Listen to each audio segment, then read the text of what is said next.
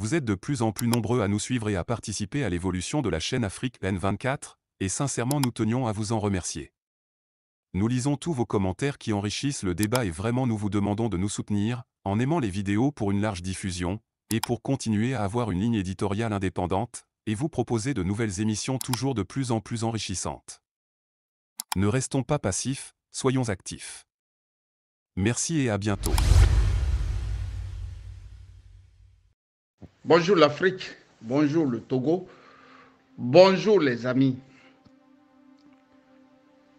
Vendredi 22 septembre 2023, du côté des États-Unis, je veux dire du côté des Nations Unies, il s'est passé beaucoup de choses. Sauf que nous n'arrivons jamais à puiser dans les discours ce qui devrait être puisé afin d'être concrétisé. Mais depuis quelques années, je veux dire depuis quelques 2 ans, il y a des militaires qui se succèdent et qui nous font encore rêver.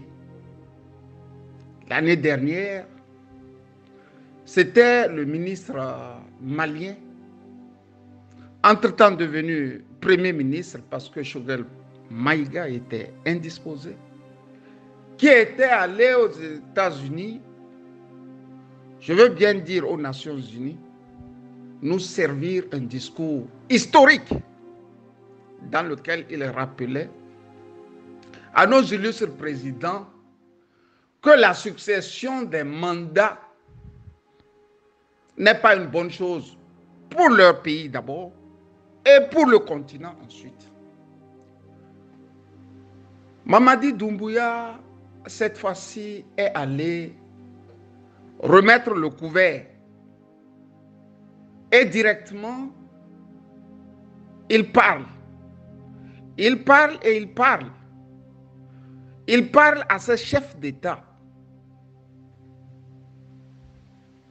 qui ont la manie de venir au pouvoir et de s'éterniser. Et pour s'éterniser, ils ont l'intelligence de traficoter les textes, de manipuler les textes et de se faire réélire indéterminément. Oui, je sais bien que Mamadi Doumbouya parlait d'Alassane Ouattara, de Faure Gnassingbé et plus ou moins de Macky Sall. Alors que Macky Sall a compris et a jeté l'éponge, il ne reste que 2 satrapes sur la côte ouest africaine qui nous jouent les prolongations des mandats. Alassane Ouattara du côté de la Côte d'Ivoire et Faure Gnassingbé du côté du Togo. En 2005, il y avait des esprits retors qui nous ont dit que Faure Gnassingbé était venu pour faire un seul mandat. Le seul mandat consistera à réorganiser le pays, à le souder et ensuite à aller se reposer chez lui à Pia. On a pris le simple fait que maman était du sud et que papa était kabien comme exemple de celui qui peut sauver le Togo. C'est-à-dire, quand tu es de maman du sud et de papa du nord au Togo, tu es loin des oripeaux du tribalisme, de la gabégie, de la corruption et de tous leurs corollaires. 20 ans après, l'illustre enfant qui a des chromosomes ou des gènes du sud et du nord est encore au pouvoir. Mamadi Doumbouya va le lui rappeler. Il part d'un simple fait. Le choix qu'il soit un bidas, le fait que lui, Doumbouya, Mamadi soit un bidas, on a tendance à ne pas le considérer. Et pourtant, le bidas en question a bien raison. Quand il prend le pouvoir, c'est 0 mort. Quand du côté du Mali, Goïta prend le pouvoir, c'est 0 mort. Quand du côté du Niger, Tiani prend le pouvoir, c'est 0 mort. Quand l'autre bidas de Ouagadougou prend le pouvoir, à Ouagadougou, c'est 0 mort. Quand Faure Gnassingbé prend le pouvoir, l'ONU vient compter 400 morts. Quand Alassane Ouattara prend le pouvoir, l'ONU vient compter 3000 morts. Alors, entre le bidas et le démocrate en col blanc, qui est alors le tueur? C'est la question que nous devrons nous poser à chaque jour que Dieu fait. On a vu notre ministre des droits de l'homme, Christian Troumois, venir jacter, par exemple, lors des élections de 2020, que le code électoral au Togo dispose qu'on ne doit pas compter bureau de vote par bureau de vote. Comme pour vous dire, ces hommes en col blanc sont des voyous. Si compter bureau de vote par bureau de vote, pour que le Togo retrouve la voie du développement, je ne vois en quoi ceci est mauvais. Mais Troumois viendra jacter, louvoyer, crier à Hu et à Dia que lui, dans son pays, on ne doit pas compter pour que la démocratie soit manifestée. Et pourtant, on avait les États-Unis, la France, l'Union européenne, l'Allemagne, ramassez tout ce que vous voulez, qui disait nous aider à avoir une autre voie, celle de la démocratie. C'est ici que le discours de Mamadi Doumbouya a tout son sens. Il dit que le paradigme de la boule sur la démocratie n'a été qu'une filouterie. C'est un gros mensonge. Ceux-là même qui disent nous aider, ceux-là même qui disent nous apporter ce médicament appelé démocratie, sont les mêmes aussi qui se mettent de travers et qui aident des gens à venir au pouvoir dans des conditions les plus retors. Voilà le problème de l'Afrique. Ce n'est pas un homme sorti de Paris-Dauphine, de la Sorbonne, de Oxford ou bien de Yale qui le dit. C'est un bidas. Lui-même, il dit, moi là, moi Doumbouya, je suis un bidas. Vous dites, je ne suis pas intelligent. Mais voilà ce qui se passe. J'ai voulu ici attirer l'attention de chaque Togolais parce que le drame du Togo, le drame des Togolais est que nous ne lisons pas. Non seulement nous ne lisons pas, nous n'écoutons pas, nous voulons entendre. Et toutes les fois, tous les pays sont en avance sur le Togo, sur la jeunesse togolaise. C'est pour ça nous n'arrivons pas à débattre. Regardez très bien sur les plateaux de télévision au Togo. Et les débats ne sont pas des débats instructifs. Il y a 2 ou 3 qui tiennent le pavé. Et quand les 1, 2 ou 3 finissent par dire des vérités, on commence par les coincer aussi. Et quelques temps après, ils deviennent des esprits retors. Il y a quelques mois, nous disions que l'ambassadeur Kegewe Sogoui faisait un grand travail au Togo. Mais il a suffi de la crise du Niger pour qu'on s'en rende compte qu'il était pire que tous les autres que nous décrions. Comment on peut dire que ce que Alassane Ouattara fait n'est pas bon? Comment on peut dire que ce que Talon fait n'est pas bon? Et en même temps dire que ce que Faure lui fait est bon? Est-ce qu'il y a pire, c'est-à-dire il y a pire ignominie ces dernières 50 années sur la côte ouest africaine que le nom de Gnassingbé? Mais il veut que nous acclamions. Il faut acclamer Faure Gnassingbé pour la simple raison que Faure Gnassingbé est son champion. C'est pas normal. On n'éduque pas les peuples en leur disant ici c'est bon, ici ce n'est pas bon. C'est en jonglant avec les esprits. On fait perdre la jeunesse sa constance. Doumbouya a voulu dire au monde entier, par sa sortie, dans son discours, que ce ne sont pas les bidas, ceux-là qui prennent sur eux de déposer des satrapes qui sont mauvais. Mais ce sont ceux-là qui traficotent les constitutions qui sont dangereux pour l'Afrique. On est même en train de mettre un ballon d'oxygène dans le ciel togolais. On parle de septennat au Togo. Les gens commencent même par y penser. Par se dire que non, si on ne va pas aux élections, Faure Gnassingbé va aller, il va gagner et il va passer du quinquennat au septennat. Est-ce que c'est les élections qui sortiront le Togo de tout ce qu'on voit, du pillage, de la prostitution, de la vente de drogue, de la gabegie? C'est en allant aux élections dans ces conditions que le Togo va se sortir de la lorgnère, de son drame. Non! Doumbouya a dit quelque chose de très important. Il dit, aucune force politique, je reprends, aucune force politique en Guinée ne pouvait changer la donne. Aucune force politique ne pouvait changer la donne devant Alpha Condé. C'est pour ça, eux, bidas, ils ont pris leurs responsabilités. Et une fois au pouvoir, il a compris de quoi il se retourne.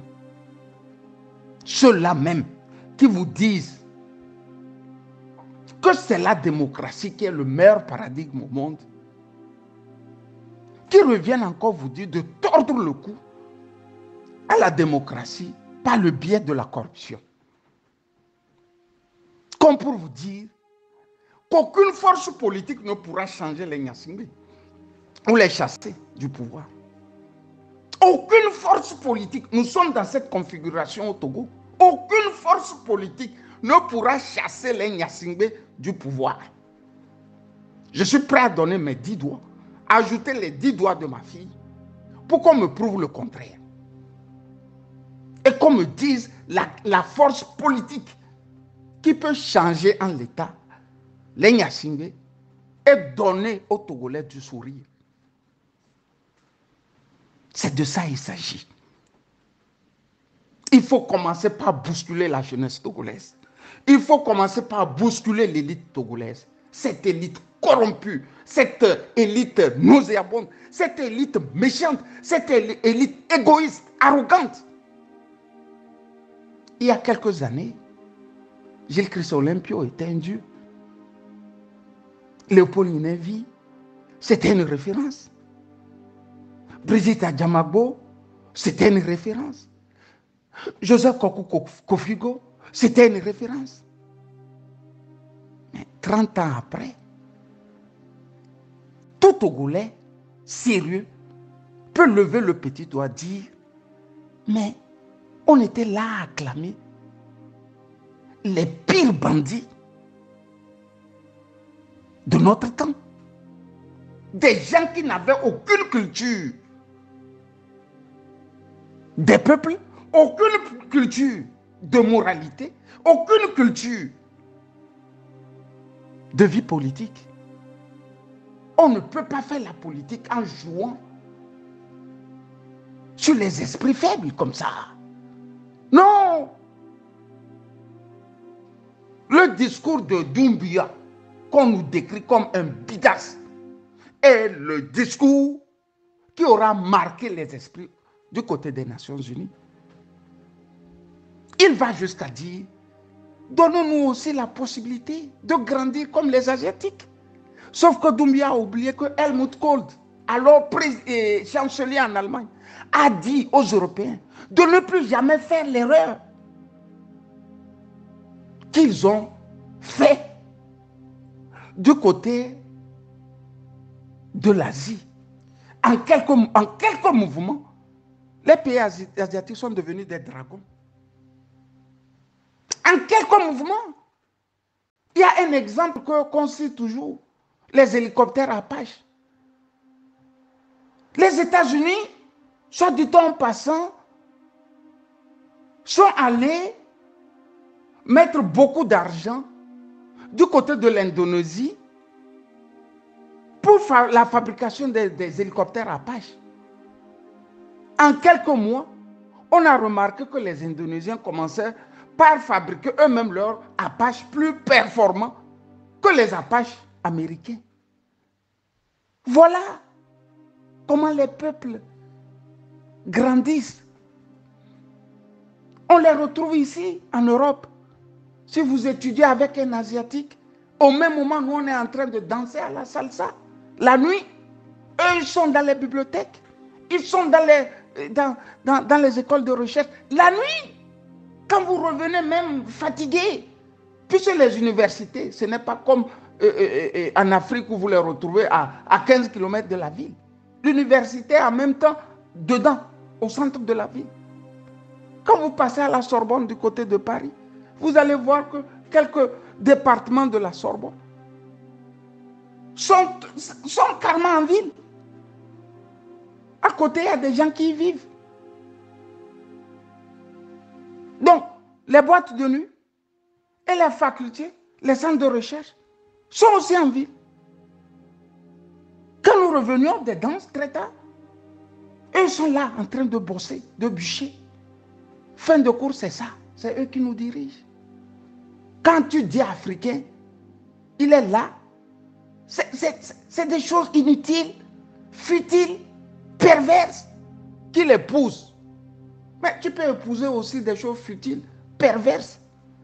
Mais ce n'est pas antinomique au travail. Tu peux être pervers et travailler aussi. C'est que l'Africain, lui, est pervers et ne travaille pas. Le Togolais, c'est encore grave. J'ai voulu vous dire d'aller suivre le discours de Mamadou Doumbouya. Et pourtant, nous étions les premiers à lui décrier. À dire non. Il a pris le pouvoir par l'aide des Occidentaux. Et pour ça, la fin nous a donné raison. Un sénateur a appelé le chef d'état-major de l'armée américaine qui l'a reconnu. Mais ce n'est pas parce que tu as volé que ceci peut t'empêcher de continuer ta voie en faisant du bien. C'est ce que nous reprochons à Faure Gnassingbé. Tu as tué, on convainc. On convient. Tu as volé, on convient. Tu as pillé, on convient. Mais est-ce que c'est antinomique entre voler et bâtir son pays? Dans les pays arabes, c'est chaque pille leur pays, mais ça ne les empêche pas de construire le pays. Chez nous, le Kabyle, lui, pille, il ne construit rien. Pas de stade, Adebayor peut témoigner. Pas d'hôpitaux, les populations peuvent témoigner. Pas d'université, les élèves, les étudiants peuvent témoigner. Pas de centre scolaire. Nos petits-enfants, nos enfants peuvent témoigner. Mais quel est ce président? C'est qui ça? Faure Gnassingbé, c'est qui? Bonne journée les amis. Bonne journée de Juma et bon vendredi. Bye bye.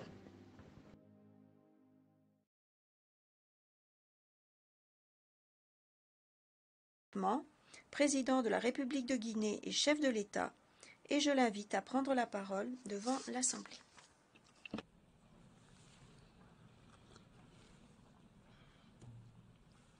Monsieur le Président, Excellences, Mesdames et Messieurs les chefs de délégation, Monsieur le Secrétaire général,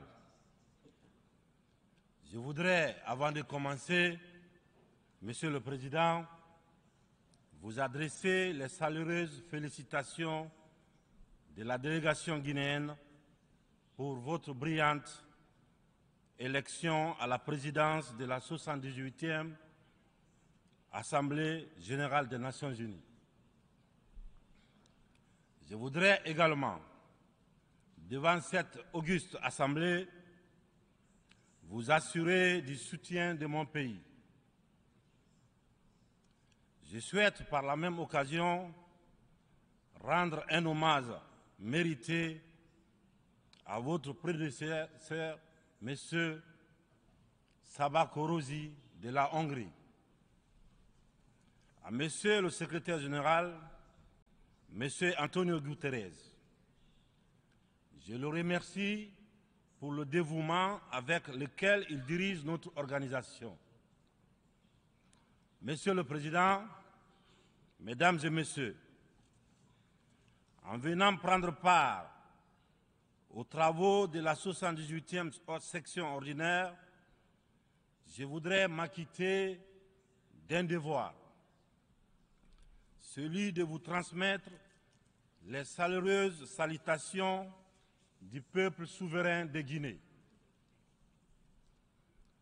Mon pays qui continue de fonder un espoir en l'Organisation des Nations Unies pour trouver des solutions idoines aux questions auxquelles notre monde continue d'être confronté. Dans ce cadre, Monsieur le Président, nous pensons que les fondamentaux qui ont sous-tendu à la création de notre organisation doivent s'adapter aux mutations profondes de notre société. L'objectif du thème de la présente session, paix, prospérité, progrès, durabilité, est d'actualité, évocateur et mérite une attention particulière de notre part. Épidémie de coups d'État en Afrique. Après celle de la Covid-19, le continent est frappé par celle des putschs militaires, notamment dans les pays francophones du sud du Sahara. C'est tout le monde qui le condamne, qui les sanctionne, qui s'émeut de la réapparition brusque de cette pratique que l'on croyait révolue, à juste titre. Mais j'ai envie de dire que la communauté internationale doit avoir l'honnêteté et la correction de ne pas se contenter de dénoncer les seules conséquences, mais de s'intéresser et de traiter les causes. Les coups d'État, s'ils se sont multipliés ces dernières années en Afrique, c'est bien parce qu'il y a des raisons très profondes. Et pour traiter le mal, mesdames et messieurs, il faut s'intéresser aux causes racines. Le putschiste n'est pas seulement celui qui prend les armes, qui renverse un régime. Je souhaite que l'on retienne que les vrais putschistes, les plus nombreux, qui ne font l'objet d'aucune condamnation, c'est aussi ceux qui manigancent, qui utilisent la fourberie, qui trichent pour manipuler les textes de la Constitution afin de se maintenir éternellement au pouvoir. C'est ceux en col blanc qui modifient les règles du jeu pendant la partie pour conserver les rênes du pouvoir. Voilà les putschistes les plus nombreux. Monsieur le Président, Mesdames et Messieurs, je fais partie de ceux qui, un matin, ont décidé de prendre nos responsabilités pour éviter à notre pays un chaos complet, une situation insurrectionnelle, Aucune force politique, toute complètement neutralisée à l'époque, n'avait ni le courage, ni les moyens de mettre fin à l'imposture que nous vivions. La rectification institutionnelle à laquelle mes frères d'armes et moi avons pris nos responsabilités le 5 septembre 2021 n'était qu'une conséquence de cette situation de chaos qui avait fini par fissurer le tissu social et mettre à mal le vivre ensemble. Sans être exhaustif, nous pensons que les transitions qui sont en cours en Afrique sont dues à plusieurs facteurs parmi lesquels on peut citer les promesses non tenues, l'endormissement du peuple, le tripatouillage des constitutions par des dirigeants qui ont pour seul souci de se maintenir au pouvoir au détriment du bien-être collectif. Aujourd'hui, le peuple africain sont plus que jamais éveillés et décidés à prendre leur destin en main. La mauvaise répartition des richesses crée des inégalités sans fin. La famine, la misère qui rendent le quotidien de nos populations de plus en plus difficile. Ces inégalités font partie des causes des événements qui mettent en péril surtout le vivre ensemble. Quand les richesses d'un pays sont dans les mains d'une élite, alors que les nouveau-nés meurent dans les hôpitaux par manque de couveuses, il n'est pas surprenant que dans de telles conditions, nous assistons à des transitions pour répondre aux aspirations profondes du peuple. L'Afrique souffre, mesdames et messieurs, elle souffre d'un modèle de gouvernance qui lui a été imposé. Un modèle certes bon et efficace pour l'Occident, qu'il a conçu au fil de son histoire, mais qui a du mal à passer et à s'adapter à notre réalité, à nos coutumes, à notre environnement. Hélas, j'aimerais dire que la grève n'a pas pris.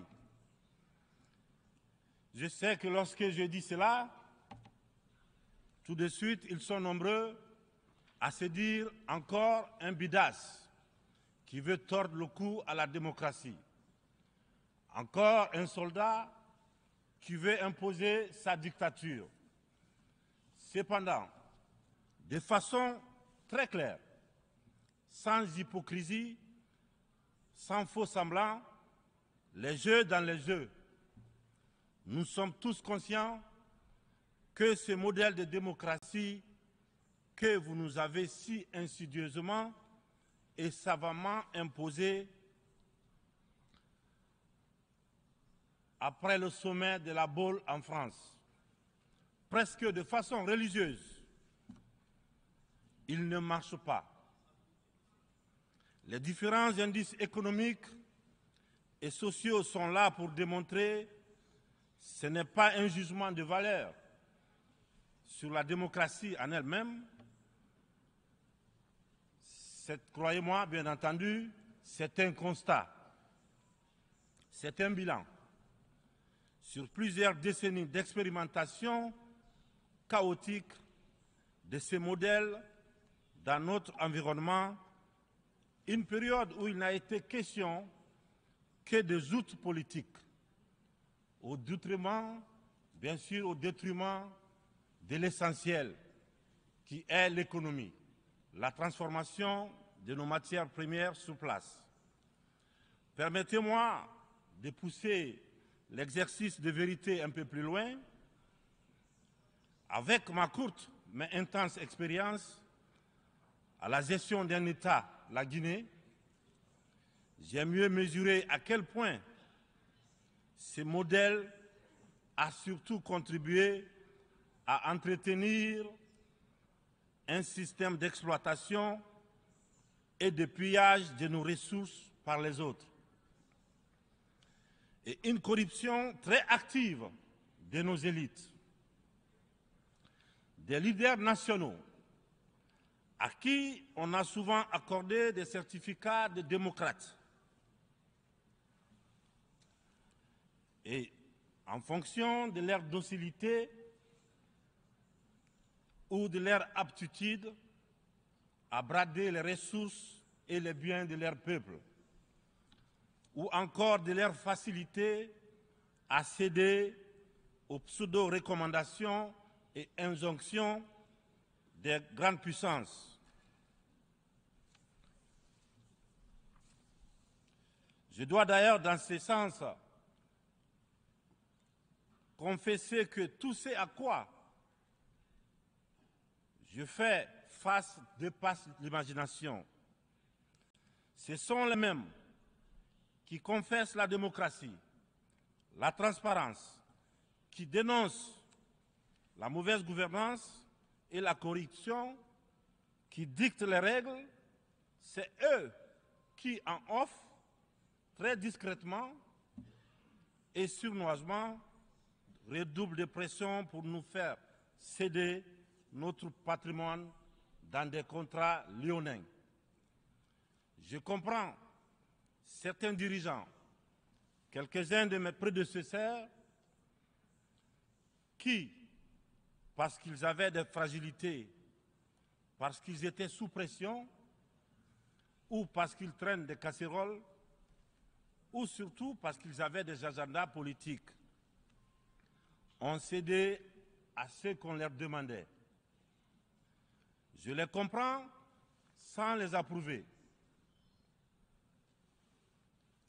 Certains m'ont même rappelé que si j'avais un agenda politique, je serais moins à l'aise pour mener à bien les réformes auxquelles mon gouvernement et moi nous nous sommes attaqués. Une chose est certaine, nous n'avons qu'une seule préoccupation, le bien-être du peuple et le vivre ensemble. C'est cela notre priorité. C'est pourquoi la transition que je dirige a choisi de se consacrer avec méthode en fixant les objectifs clairs dans un ordre précis. Le social, l'économie et le politique.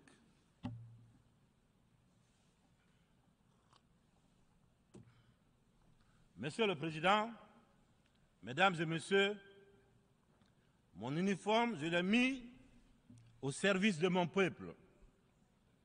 Je vous serai reconnaissant de respecter ces serments, de nous tenir à distance respectable des divisions, de toutes sortes que beaucoup essaient de nourrir dans nos pays.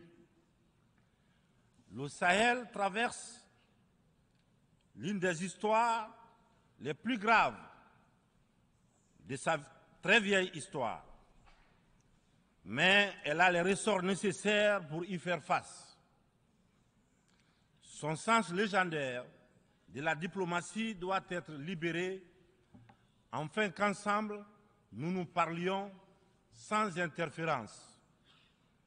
C'est pourquoi, et pour cela, que la CEDEAO, dont la vocation était économique, doit cesser de se mêler de la politique et privilégier le dialogue.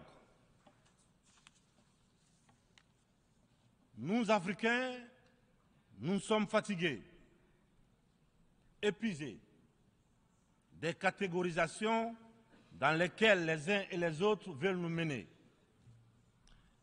et surtout veulent nous cantonner. La population de l'Afrique est jeune. Elle n'a pas connu la guerre froide. Elle n'a pas connu la guerre et les guerres idéologiques qui ont façonné le monde pendant les 70 dernières années.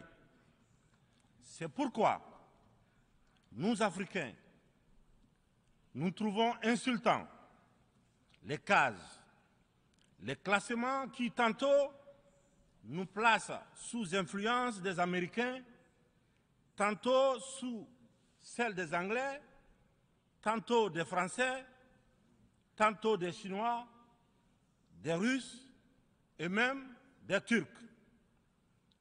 Nous ne sommes ni pro, ni anti-américains, ni pro, ni anti-chinois, ni pro, ni anti-français, ni pro, ni anti-russe, ni pro, ni anti-turc. Nous sommes tout simplement pro-africains. C'est tout.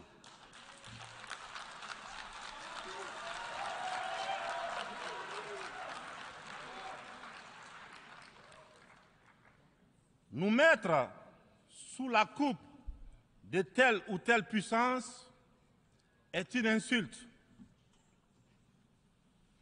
du mépris, du racisme vis-à-vis d'un continent de plus d'1,3 milliard de personnes. Il est important, dans cette prestigieuse et influente assemblée, que l'on comprenne clairement que l'Afrique des papas, la vieille Afrique, c'est terminé.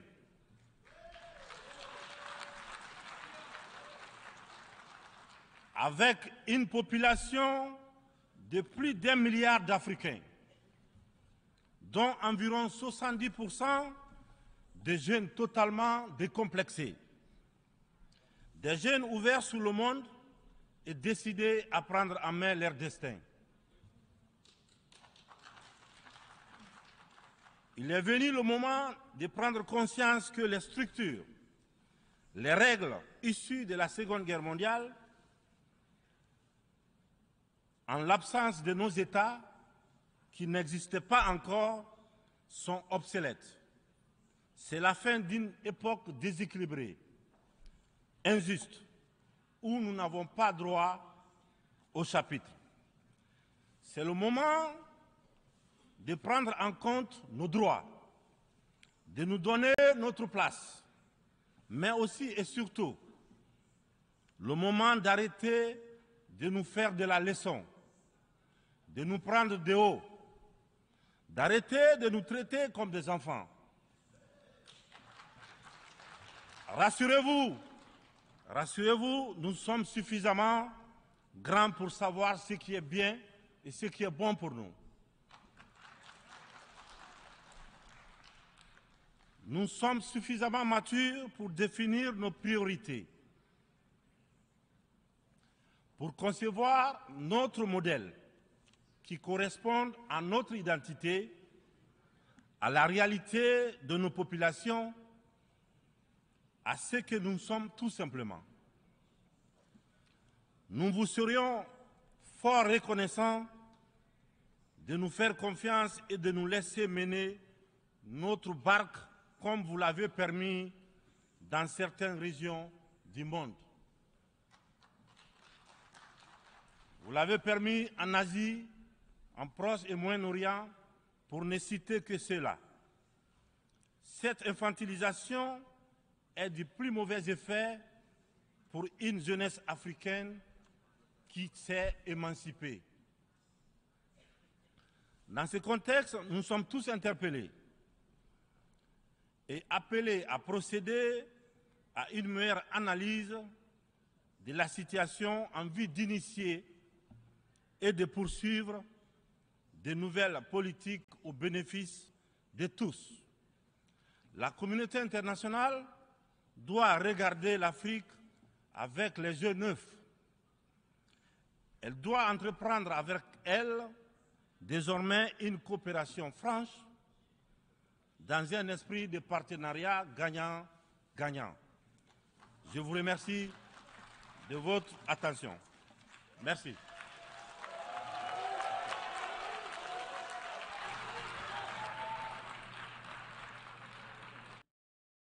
Nous voici à la fin de ce décryptage par Camus Ali, et nous espérons vivement qu'il vous a été agréable. Nous sommes impatients de recueillir vos impressions, alors n'hésitez pas à nous les partager dans la section des commentaires si vous avez trouvé ce document informatif. En outre, nous avons remarqué que de nombreux spectateurs n'ont pas encore souscrit à notre chaîne. Votre soutien est crucial pour nous permettre de continuer à créer du contenu captivant pour l'Afrique des libertés. Pour nous encourager, veuillez cliquer sur le bouton j'aime. Exprimez votre soutien en appréciant et en partageant cette vidéo afin d'aider l'algorithme YouTube. N'oubliez pas non plus de vous abonner et d'activer la cloche de notification pour être tenu informé de nos prochains décryptages. Votre soutien continu à notre cause, celle de l'évolution positive en Afrique, est très apprécié et nous vous remercions de nous suivre. À bientôt.